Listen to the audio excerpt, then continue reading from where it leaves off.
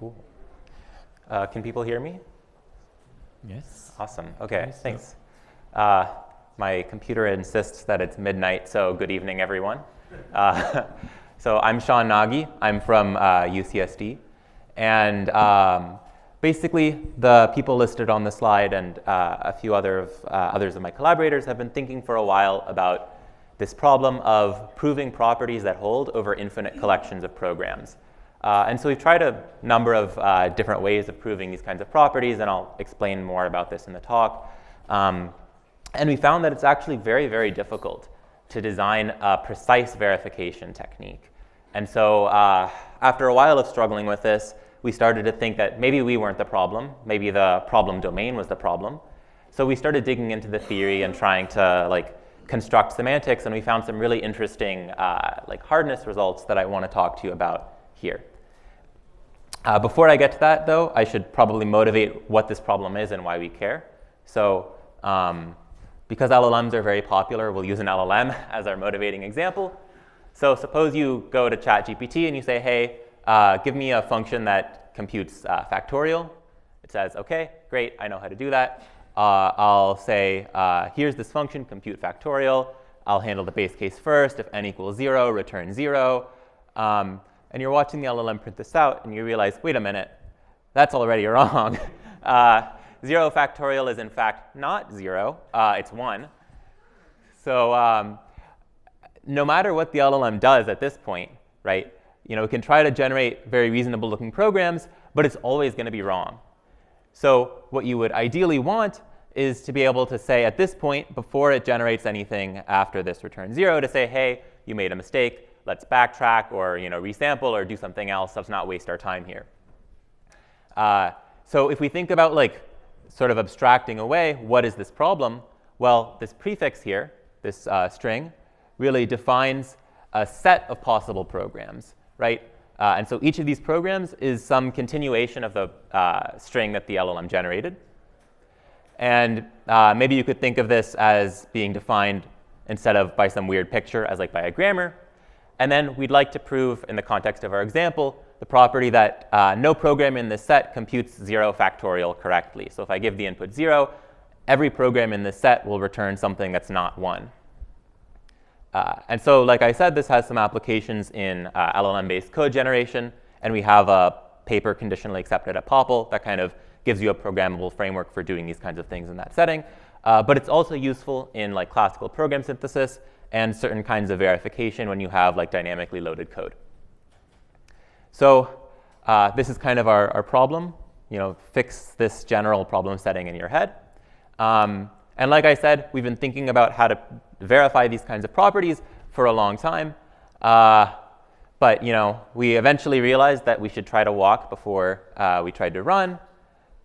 And so we started thinking about, OK, going back to nuts and bolts, how can we define semantics for sets of programs? Right. So this is hopefully a pretty familiar collecting semantics for individual programs. Here, S is a single program. And the denotation of S is just a function that takes in a set of input states like P, and then returns the set of states that you can reach by running S on input states in P. So this is pretty familiar. I'll call this a single execution semantics for reasons that'll become obvious towards the end of the talk.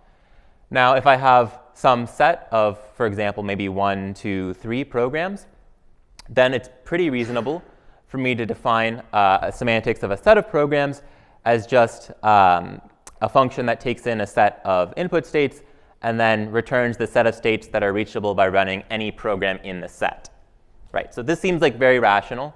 And so you can define a semantics in this sort of a way. We call this, like I said, the single execution semantics. And then you might try to build verification techniques on top of that semantics. And if you do, you'll get something roughly similar to what we have in previous work, where we've built out a program logic and proof synthesizer and all this neat stuff for this. But there's a bit of a problem. I'm not going to end the talk 4 minutes in. The problem is that you actually can't reason precisely about loops over this semantics. So for a while, we thought that this logic that we developed, which was relatively incomplete if you allow your sets of programs to include loops, we thought that that was an issue on our end with not being able to come up with precise enough while rules, but it turns out that it's actually an issue with the semantics. So now I'll explain to you why. If this gets a little technical, don't worry. I'll kind of resurface in a couple of slides. So there's this nice property that we are hopefully pretty familiar with called compositionality. So here, S1 is a set of statements, and so is S2. And then S1 semicolon S2 means that I'm describing the set of all programs where I take something from S1 semicolon something from S2. So that's the syntax that I'm using here. So compositionality over this semicolon, for example, means that I can figure out the semantics of my subcomponents, S1 and S2, and then I can use those together to determine the semantics of S1 semicolon S2. Right. And this is a property that we all love to have, because when you have this, you can do sort of modular analyses. You can analyze each component of your term, and then you can fuse them together to get the some analysis result on your whole term, and things work really nicely when you have this kind of property. And you might hope, right, that we can do something similar for all the other constructors in some simple language. And for while loops in particular, we'd really like to be able to somehow, if I know the semantics of B and I know the semantics of S, I should be able to combine them and figure out the semantics of while B do S, right? And if I can do that, then I can do some sort of nice compositional reasoning over loops. So it turns out that with the way that we've defined semantics, actually you can't do that. There's no way to go from the semantics of B and the semantics of S and derive from them the semantics of while B do S. So in this case, we have this really ugly property called non-compositionality, which means that if you try to build analyses on top of this semantics, they're either going to be sort of inherently imprecise, or you'll have to do something that steps outside of this sort of modular compositional style of program analysis, which would make everyone very sad. So now we're going to talk about why this is non-compositional. And the sort of key thing, if you don't understand the next couple of slides, is just that the semantics is too weak.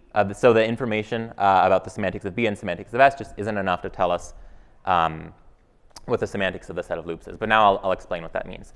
So let's kind of consider while B do S, and imagine maybe this is one of the loops in while B do S. While x is not equal to 1, do x plus plus.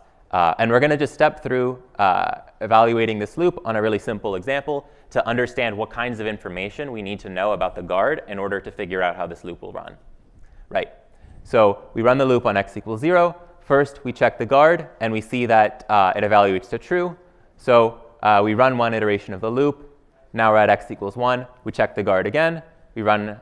We don't run the body of the loop, right? So we finish. And so what we needed to know about the guard in order to figure out that this execution was possible was that the guard was true on x equals 0, and the guard was false on x equals 1. Right. So sort of if I abstract away the guard and I had some set of guards B, I would need to know that there existed some guard in my initial set of guards that had those two properties. Now if I think about maybe my set B is this setup here, and I want to know, can I determine this kind of a property down here from just the semantics of the set? Well, first I would ask what is possible for programs in this set to do on x equals 0. And so, for example, on x equals 0, my semantics will tell me that some guard in the set will give me true, and some guard in the set will give me false. Okay, so now I know that there's some program in that set that will evaluate to true on x equals 0. And I can ask my semantics again, hey, what happens if I run one of these guys on x equal 1, and it'll tell me I can get something. Some of them will give me true, and some of them will give me false. So I know that there exists some guard that will give me false when I evaluate it on a state where x equals 1.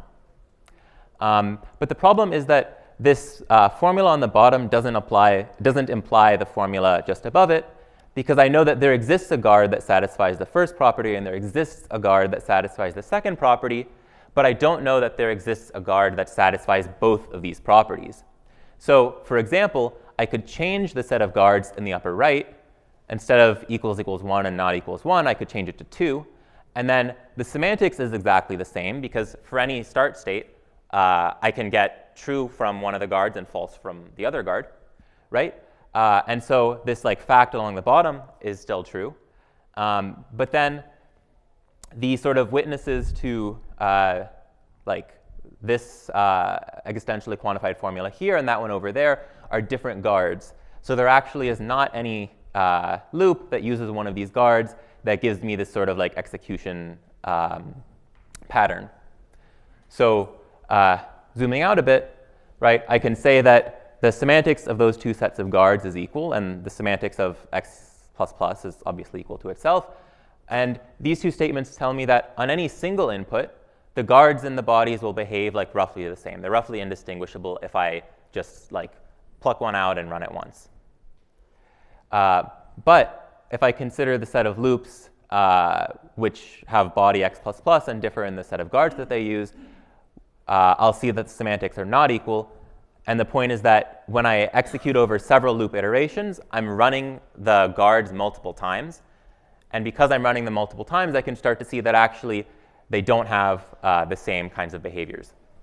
So the picture that we end up in is something like this, to bring things back up to a slightly higher level, where we have this single execution semantics and corresponding notions of verification when we don't allow loops in our sets of programs.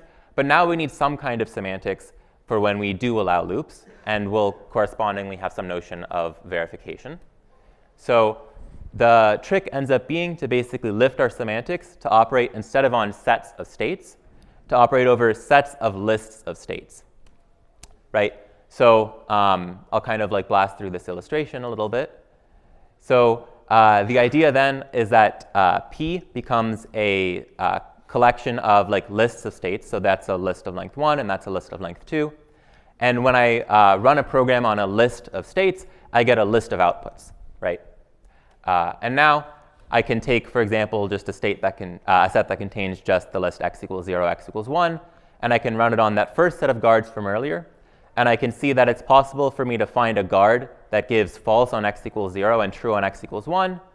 And then it's also possible for me to get a guard that gives true on x equals 0 and false on x equals 1, which is sort of the behavior that we needed to establish what was going on with the loop that we saw earlier.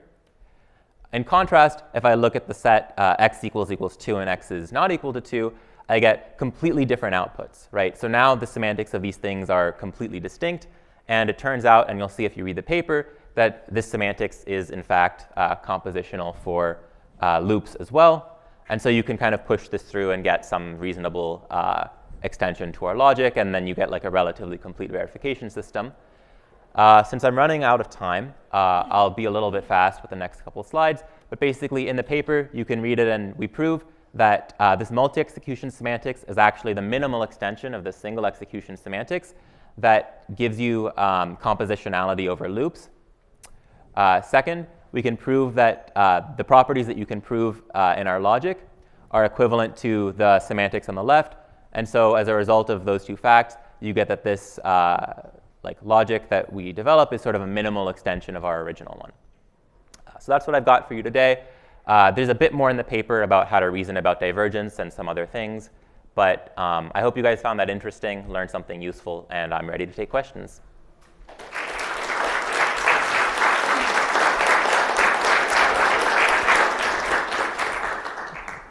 Okay, so any questions?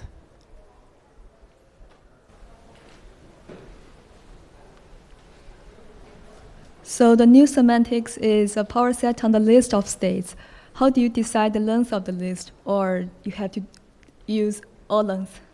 Yeah. So you basically like this. You can think of maybe as a predicate on lists of unbounded length. So one property that I might like to ask, right, is like,